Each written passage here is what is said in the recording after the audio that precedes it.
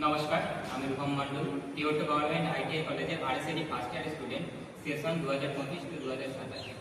আমরা একটি visual refrigerator বানিয়েছি।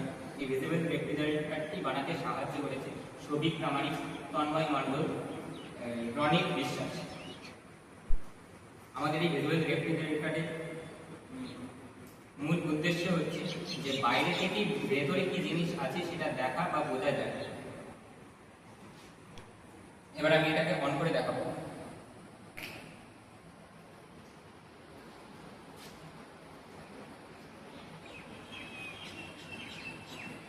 এই ভিজিবল রেফ্রিজারেটরটি বানাতে যেসব ম্যাটেরিয়ালসগুলো লেগেছে সেগুলো হলো কাঠের বডি স্ট্রাকচার, একটা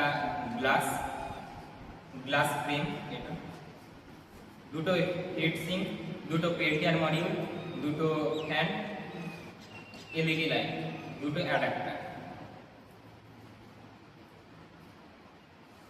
এবার আমি পেছনের দিক থেকে দেখাচ্ছি।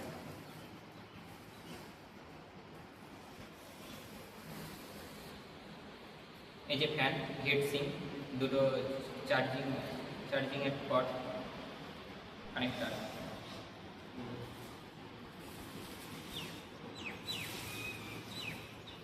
এটাকে আমি এবার খুলে দেখাচ্ছি।